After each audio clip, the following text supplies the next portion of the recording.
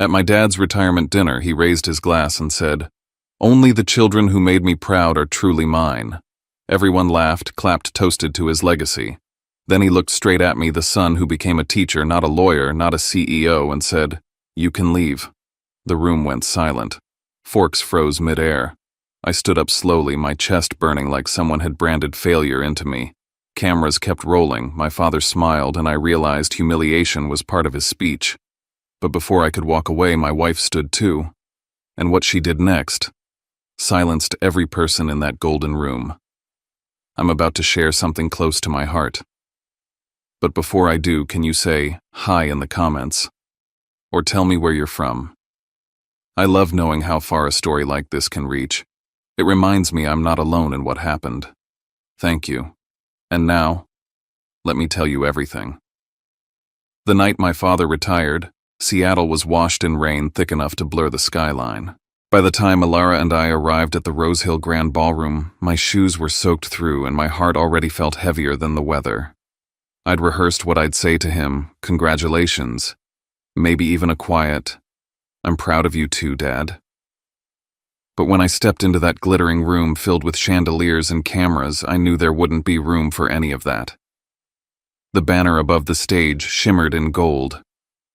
Vail Education Trust, ex Luminatech Foundation, $6,000 commitment. Everything screamed prestige, crystal glasses, ivory linens, a string quartet humming under polite chatter. My father, Dr. Bennett Vail, stood at the center shaking hands with superintendents and CEOs. He was the image of what the education world called excellence, tall, composed, expensive. And somewhere deep down, I still wanted his approval. We were 10 minutes late. Clarice, my stepmother, didn't miss the chance to note it. "Always the creative spirit," she said with a smile sharp enough to cut glass. Her sequined gown reflected the chandelier light in perfect rhythm to her calculated charm. "Don't worry, dear. We saved you a good spot." But as I scanned the VIP table, the one in front of the cameras and sponsors, my name wasn't there. Next to my father's card, the seat read, Sloan Mercer. Clarice's daughter, the rising corporate attorney. I blinked, thinking maybe I'd missed something. Clarice followed my gaze. "You'll find your name at table 19, she said. "We thought you'd be more comfortable with the other educators." The other educators. It landed, like a sentence. Table 19 was tucked behind a marble pillar at the far end of the ballroom. I could already see the difference, the cheaper linens, wilted flowers, the faint smell of overused perfume. I nodded once, jaw tight. As we made our way there, the sound of laughter and champagne clinks echoed behind us. From the corner of my eye, I saw Sloan glide toward the stage with Clarice already shaking hands with donors like she'd inherited the role. My father didn't look at me, not even once. Alara's fingers brushed mine. "Don't react yet," she whispered. Her voice was calm, too calm for what was happening. She pulled out her phone, typing something quick. I caught the screen flash. "Ready." Whoever she was texting replied instantly. When my father took the stage, every flashbulb in the room went off at once. He tapped his glass, smiled the smile I used to think was meant for me, and said, "Tonight marks the end of 30 years serving education." The crowd applauded. He continued, voice smooth, commanding, practiced. And as I reflect on my life's work, I realize something only the children who made me proud are truly mine. The audience laughed. Then came the line that would replay in my head for months. My father's eyes found me. "You can leave." The air cracked open. People glanced between us, unsure if it was a joke. It wasn't. My throat locked, but I stood anyway, my chair scraping the polished floor like a protest. For a second, no one breathed. Then Alara stood too. Her face was unreadable, but her eyes steady, deliberate, met mine. She slipped her phone into her clutch and said softly, "Not yet."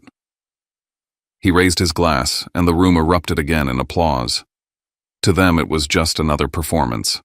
To me it was exile dressed in gold light. Dr. Patel, sitting near the edge of the VIP table, looked down at his phone and frowned.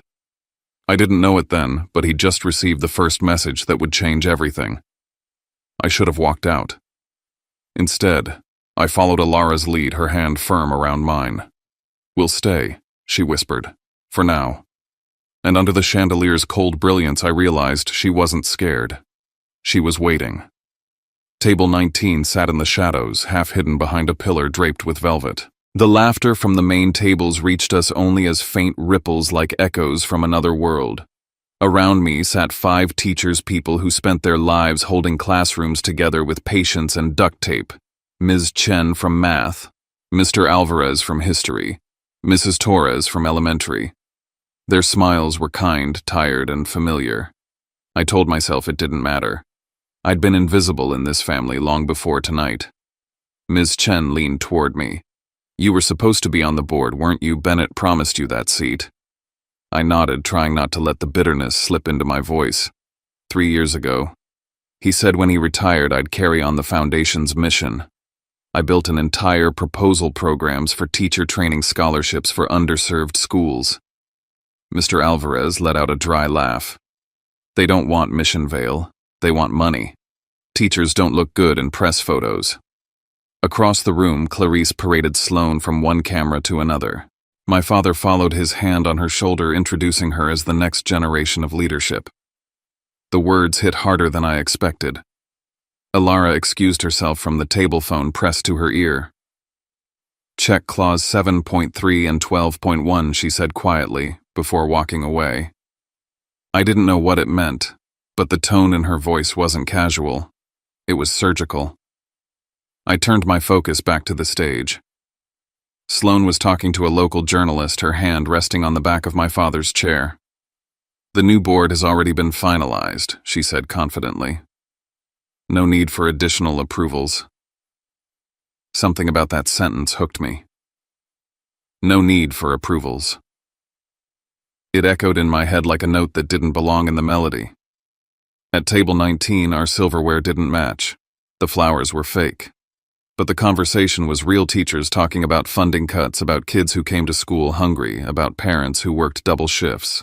While the main table toasted to innovation and corporate partnerships, we shared stories of classrooms without supplies. I looked around and realized that table 19 wasn't just a seat in the back. It was a mirror showing everything my father's world chose not to see. Ilara returned, sitting beside me again. Her lipstick was smudged at the edge, probably from biting her lip. She leaned in, voice barely above a whisper. "Dr. Patel got the documents. He'll check his email when the time comes." I looked at her, trying to piece it together. "What are you doing?" Her eyes didn't move from the stage. "Just trust me." Trust. The word felt foreign in that moment. But I did. Because in a room full of people who had erased me, she was the only one who hadn't. Clarice's voice rose over the music. "This is Sloane, my daughter, the youngest attorney to lead our education legal division." She turned slightly toward us. "And that's Bennett's son, Dusk. He teaches high school science." Such noble work. The pause before noble was deliberate, a dagger wrapped in sugar. I swallowed hard, forcing a polite smile, but Ilara reached under the table and squeezed my hand. "Not yet," she mouthed. From across the ballroom, I saw Dr. Patel glance down at his phone again. His expression shifted, eyebrows drawn, mouth tight. Something in that moment told me that Ilara wasn't just some quiet teacher's wife defending her husband's pride. She was setting the stage for something bigger.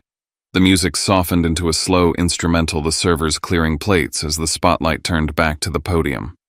My father prepared for his final announcement, the one he'd rehearsed his whole career for. Around me, my fellow teachers looked up, half listening, half resigned. I sat in the dark corner of the room, the hum of distant applause fading like static. I thought of how many nights I'd stayed up building his legacy for him, drafting proposals, connecting educators, writing his speeches. All of it so he could one day say he was proud. Instead, he'd handed everything to someone else. Ilara's phone buzzed once more. She read the message, then slipped it back into her purse. Her eyes met mine. Almost time. And that's when I understood she wasn't waiting for his permission.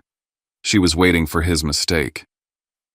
The ballroom lights dimmed again, and the giant LED wall behind the stage flashed a new headline: Vail Education Trust. Leadership Announcement. I already knew what was coming. The rhythm of my father's voice, the applause in advance, the polite laughter that always filled the gaps of his self-importance. But this time, I felt the edges of it cutting deeper. He smiled into the microphone as if speaking to history itself. For 30 years, we've built this foundation on excellence, discipline, and vision. Tonight, I'm proud to announce the next generation of leadership. The audience leaned forward. I could see Clarice standing at the base of the stage, her hand resting proudly on Sloane's shoulder. Cameras zoomed in. My name wasn't going to be called.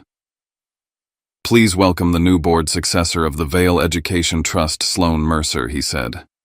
The applause was deafening. The floor trembled with it. Sloane rose gracefully, brushing her hair behind her ear, and accepted the moment like it had always been hers. I sat perfectly still, watching the crowd rise for her hundreds of people, celebrating what had once been promised to me.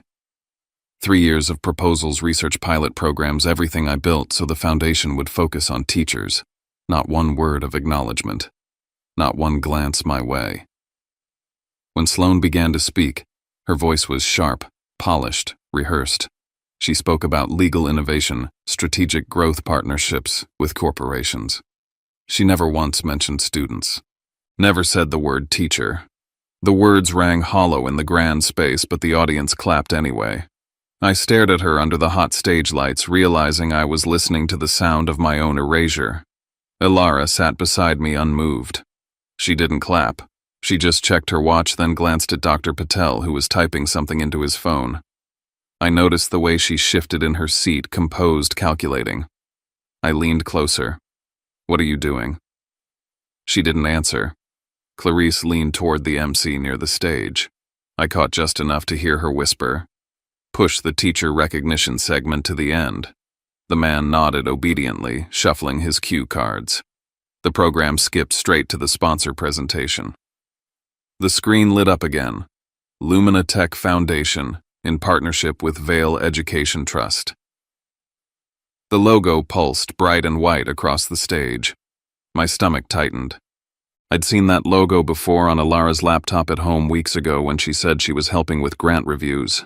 I'd never asked details. Maybe I should have. Sloane posed for photographs with Clarice and my father as the MC announced, "Let's welcome our sponsors to the stage for a photo with our new board appointee." Cameras flashed. Dr. Patel remained seated, his expression unreadable. I could almost feel the hum of tension in his silence. Something inside me broke. I pushed back my chair and stood. Clarice turned immediately, intercepting me with that frozen smile she reserved for polite crises. "Dusk," she said quietly. "Don't cause a scene. This is a family moment." I looked past her at my father, arm around Sloane, smiling at the press. "I'm family, aren't I? Or is that conditional now?" Her smile twitched. "You're overreacting." "No," I said. "I'm finally reacting." The air seemed to shift. Guests whispered. My father pretended not to hear me, still talking to the cameras. Ilara rose slowly beside me, her hand brushing my arm. "Not yet," she whispered the words, deliberate, precise. "We're not asking for a seat. We're reading a contract." Her voice carried a calm certainty that cut through the noise. For the first time, I noticed how steady her breathing was. I followed her gaze toward Dr. Patel. He was scrolling through his phone, eyes narrowing at something on the screen. On stage, the music swelled, and my father lifted his glass. I caught the faintest flicker of anxiety on Sloane's face as Dr. Patel stood up quietly and stepped toward the side of the stage, phone still in hand. I didn't understand what Ilara was planning. I only knew she was waiting for something and opening a single moment where truth could split the room apart. The applause rolled again. My father smiled wider. But something in that sound had changed. It wasn't celebration anymore. It was the sharp edge of pride cracking. I stood at the edge of the lights, watching the man who had erased me, unaware that he'd already signed his own undoing. He loved an audience. My father always did. He thrived under the spotlight, every word measured for effect. "Education must evolve," he said, gripping the microphone, voice swelling across the ballroom. "It needs leadership that understands the modern world, that bridges academia and business. Sloane Mercer embodies that vision. The crowd applauded again, champagne glasses chiming. To them, it was inspiring. To me, every sentence felt like a scalpel cutting me out of my own bloodline. I watched him toast his new heir while I stood half in shadow near the back of the room. The cameras turned toward Sloane, catching her practiced nods, her lawyer's poise. For years, I'd imagined standing there myself, being introduced as someone who believed teaching was worth investing in. Now I was just the afterthought his disappointment made visible. Then I saw Alara move. She slid her phone out, typed quickly, and gave a tiny nod to someone near the stage. Dr. Patel's phone buzzed. He frowned, unlocked it, and froze. The light from his screen reflected against his glasses. I saw the words, "Contract document attached." He scrolled fast, and for the briefest moment his eyes met Alara's. Something silent passed between them, confirmation. The next second my father's voice thundered again. "This foundation is a beacon for the next century of education." I started forward. Clarice appeared in front of me like she'd materialized out of thin air. "Don't," she hissed. "Don't humiliate yourself." "He already did that for me," I said. Sloane looked down from the stage, her expression smug. "Some people," she said under her breath, "should learn to accept their place." I took one more step, but Alara's voice stopped me. Calm, clear. "Excuse me," she said, walking straight toward the podium. Every head turned. "Before you continue, I'd like to address the room. On behalf of Luminatech Foundation." There was a ripple of confusion. My father blinked, surprised. "I'm sorry, who are you?" Dr. Patel raised a hand toward the MC. "Let her speak." Alara climbed the steps. The ballroom lights caught the subtle shimmer of her navy dress, and for the first time that evening she looked every bit the woman who belonged on that stage, not by bloodline, but by command. She took the microphone. "Before this appointment becomes official, we should review the terms of the contract your foundation signed with Luminatech. Clause 7.3 outlines the requirement for active educator representation on the board." Silence. The kind that hums right before a storm. My father's smile stiffened. "Mrs. Vale, I don't recall inviting you to comment on internal decisions." Alara didn't flinch. "Then perhaps you should reread the agreement you signed 6 months ago." Cameras swiveled.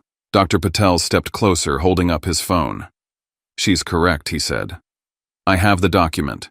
It requires prior sponsor approval before any leadership announcement." The audience murmured, unsure of what they were witnessing. My father's composure faltered. He turned to me, his voice sharp, desperate to reclaim authority. "You did this, didn't you? You brought her into this to embarrass me." I met his stare. "No, Dad," I said quietly. "You did that all by yourself." Clarice rushed to his side, whispering furiously, but her words were drowned out by the buzz spreading through the crowd. Reporters moved closer. Phones raised. The LED screen flickered, then went black. When it blinked back, a new text scrolled across it. Contract Clause 7.3. Active Educator Requirement. Gasps swept the room. My father's legacy, 30 years of unshakable reputation, suddenly looked fragile under a single paragraph of fine print. Alara stepped back, handing the microphone to Dr. Patel, who began reading aloud.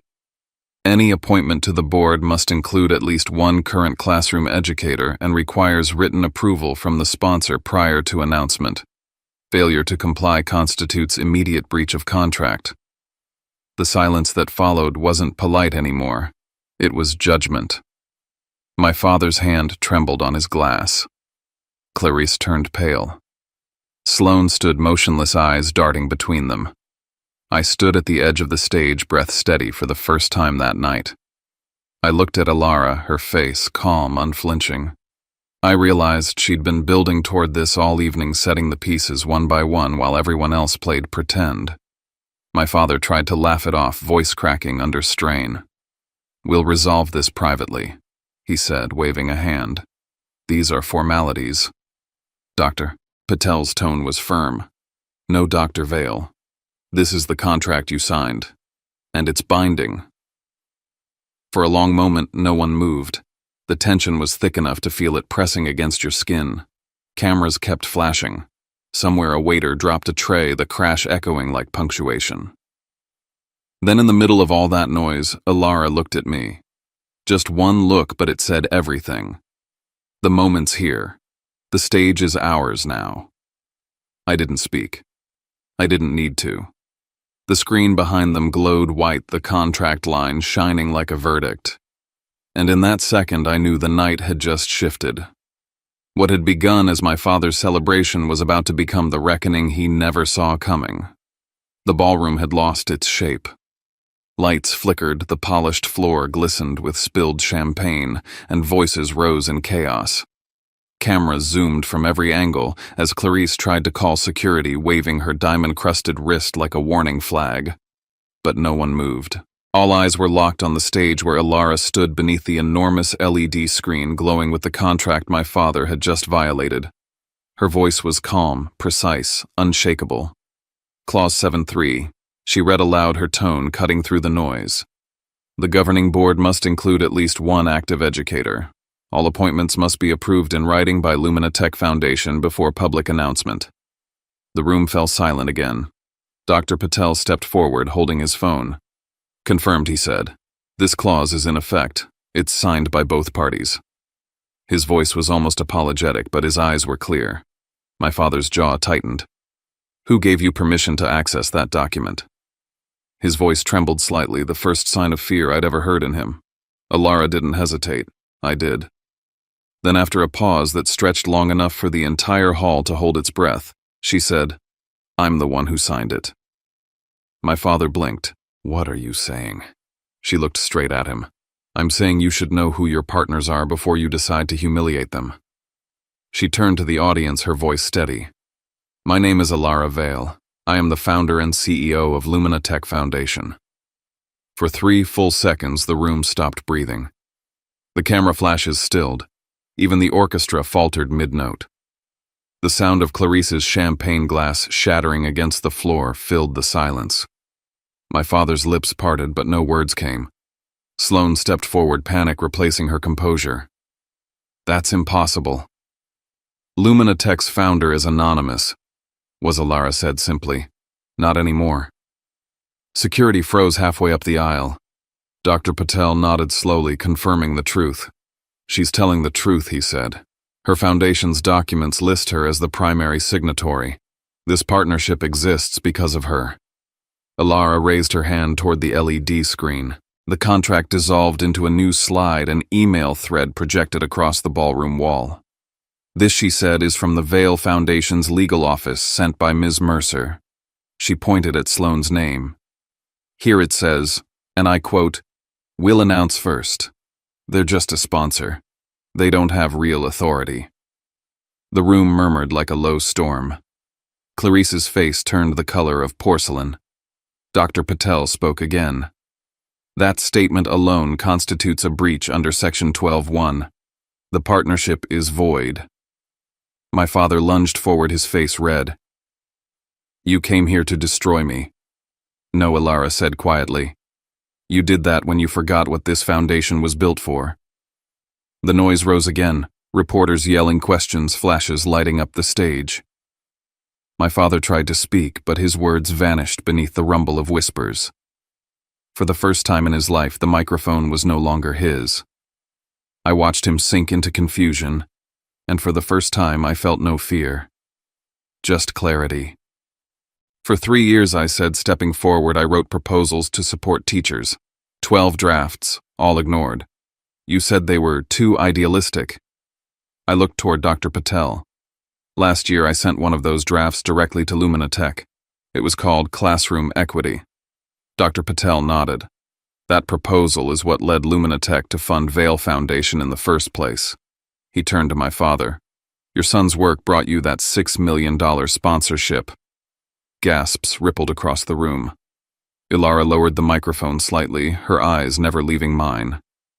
You see, she said softly, sometimes standing up doesn't require volume, just truth.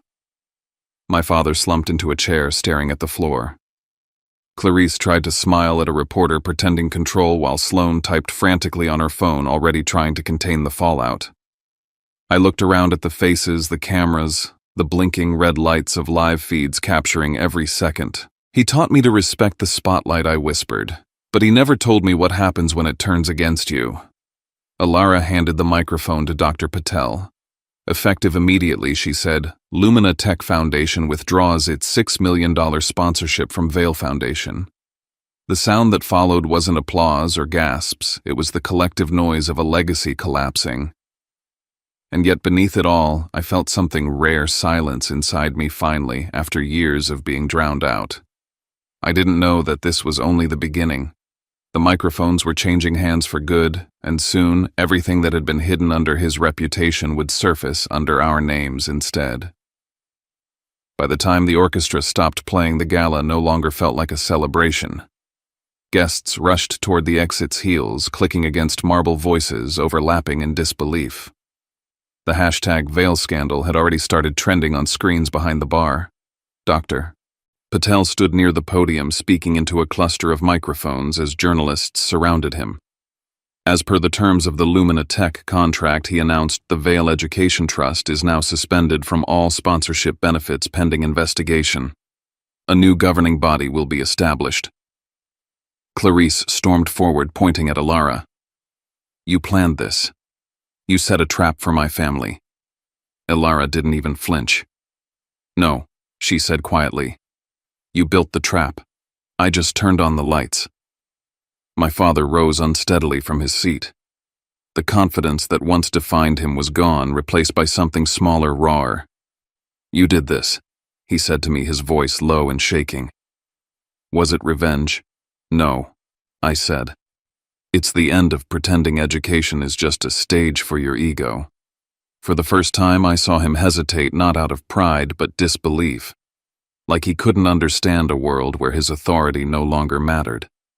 Alara stepped to the screen again. Before you call this unfair, she said, let's talk about integrity. She pressed a button and a new document appeared. Leadership Advancement Program. Draft by Sloan Mercer. Next to it, another file opened my own proposal, the Classroom Equity Project. Side by side, they were nearly identical. 40%, Alara said calmly. That's how much of his work your daughter copied. Word for word. A hush swept the room. Sloane's face drained of color. We only referenced it, she stammered. Dr. Patel shook his head. This is plagiarism, and a direct violation of the funding ethics clause. Reporters surged closer. Phones lifted. Somewhere a live feed replayed the moment on a giant monitor near the exit. The words Vail scandal flashed in red comments streaming. Father disowns son on stage. Son's wife reveals massive fraud.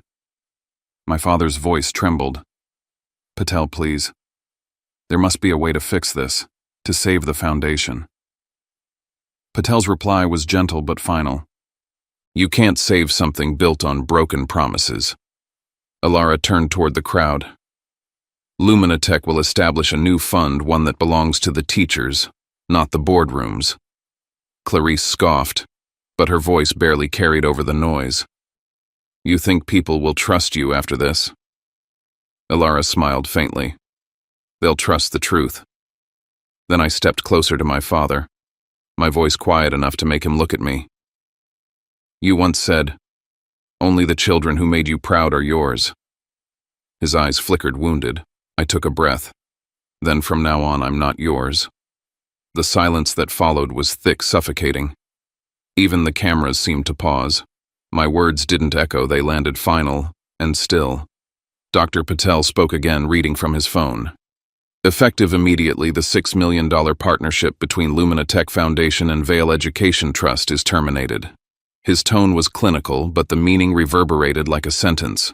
My father's empire, his name, his influence, the identity he wore like armor was gone in an instant. Alara turned to the press, her voice steady. Tonight, Lumina Tech reallocates all $6 million to create the Vail Renewal Fund run entirely by active educators. By those who actually stand in classrooms. The crowd erupted, flashes shouting chaos. But in the center of it all, I felt still. I looked at my father one last time. He sat in his chair staring at nothing, his glass of champagne untouched, his reflection fractured in the crystal. Clarice whispered something to him, but he didn't move. Ilara reached for my hand. Her grip was warm grounding. "I told you," she said softly, "we don't need their table. We build our own." And as the lights flared across the ballroom, the golden letters of his name flickered and faded behind us. In that moment, I realized the night hadn't destroyed us, it had rewritten us. His empire was gone. Ours had just begun. Rose Hill Ballroom was chaos dressed in glitter. Half the guests were gone, the rest clutched their phones like shields, filming what had become the downfall of a legend. My father sat in the front row motionless, a man watching his own empire burn. Clarice hid her face in her manicured hands. Sloane's phone lit up with messages from her firm, client concerned. Damage control now. Someone pushed a microphone toward me. I shook my head, but Ilara pressed it into my hand. "You told your students to stand up for what's right," she said. "Do it now." I walked into the light. The cameras flashed. For the first time, my father looked up. 12 years ago, I became a teacher. My father said I was wasting potential. 3 years ago, he promised me a board seat, then gave it to someone else without a word. Tonight, I'm not seeking revenge. I just want to show that what you look down on still matters. The crowd stilled. Even the sound crew stopped moving. "Doctor." Patel cleared his throat. "For the record," he said, "Lumina Tech Foundation has withdrawn all sponsorship from the Vail Education Trust. The foundation is officially defunct." A journalist shouted, "Dr. Vail, do you plan to sue?" My father didn't answer. A young reporter near the back yelled that the live stream had passed 50,000 viewers. Comments scrolled across the monitors. "Respect for teachers." He's the real Vail. The applause that once followed my father now belonged to a different story. Then he snapped. He lunged from his chair, ripped the microphone from my hand. "I raised you," he shouted, voice trembling, "and this is how you repay me." I looked straight at him. "You didn't raise me," I said. "You raised your image. I was just a prop." Gasps cut through the air. Clarice grabbed his arm, begging him to sit. Ilara stepped forward. "Before this turns into another speech, there's one more document." She nodded to the technician, and the screen changed to an email with my father's signature. "Ignore the clause. Announce before the gala." She turned to him. "No one trapped you, Bennett. You broke your own bridge." Dr. Patel confirmed it with a quiet finality. "The trust is dissolved." I bent down, picked up my badge from the podium, Dusk Vale Educator, and laid it flat on the wood. "I don't need anyone to call me their son," I said, "as long as my students still call me their teacher." It started at table 19. One person stood, then another, until the entire back of the room was on its feet clapping. The sound rippled forward until even the front rows joined in. My father left the stage without a word. No one followed. Ilara took my hand. "You just taught them more in 10 minutes than he did in 30 years. The chandeliers dimmed, the stage lights cooled, and for the first time all night, the light felt honest, simple, steady, real. 6 weeks later, Rose Hill was quiet again. No lights, no orchestra, no applause, just the echo of chairs being arranged for the first board meeting of the Vail Renewal Fund. I looked around the room that had once humiliated me. "This is where he told me to leave," I said. "Now it's where I sign our first grant." Ilara smiled, flipping through a folder. "It's poetic, really. His ballroom. Our beginning." The fallout had been swift. My father was forced into early retirement. Clarice left Seattle without saying goodbye. Sloane's firm suspended her after the plagiarism review confirmed everything. News outlets called it the Vail scandal. Universities used it as a case study on integrity. Meanwhile, Ilara and I rebuilt. She took her rightful title CEO of Lumina Tech and executive director of the new fund. I remained a teacher just as I'd always been. The Vail Renewal Fund was already sponsoring classrooms, teacher grants, and scholarships, 120 schools, 300 educators. At our first press event, I stood at the podium and said, If they don't give you a seat at the main table, build your own. On the wall behind me hung a plank of reclaimed wood engraved with the words, "For every teacher who was told they were just a teacher." A week later, my phone rang. My father's voice was rough, smaller than I'd ever heard it. "You won," he said. "Are you happy now?" I didn't win, I told him. I just stopped losing. He asked to meet, said he wanted to apologize. I told him what it would take: 6 months of therapy and a public apology to the teaching community. He hung up. I stood there for a long time afterward, realizing I wasn't angry anymore. Just done. During our next board meeting, we deliberately kept the same corner where table 19 once stood. "We'll keep it here," I said, "so we never forget where change begins." Dr. Patel walked over, smiling. "Then this corner is now the command center." Laughter filled the room, the kind that felt earned, light, human. Midway through the meeting, a staffer handed me an envelope. Inside was a handwritten note. "You told me different doesn't mean less. I believed you. I'm studying to be a teacher." I tried to read it aloud but couldn't finish. The room clapped quietly, the sound soft and certain. Later that evening, Alara asked, "If your father calls again?" I smiled. "I'll answer. I don't need him to admit anything. I already did." She reached for my hand. "That's freedom." Before we left, I turned to the stage where it had all started. He said, "You can leave," I whispered, and I did. Then I came back with everyone they overlooked. We don't sit at the back anymore. We are the table. Somewhere from a video Alara played on her phone, children's voices echoed through the room, students from the schools we'd helped saying, "Thank you, teachers." Value doesn't need permission. Respect doesn't come from titles. Sometimes you need a night of collapse to realize you were the light all along.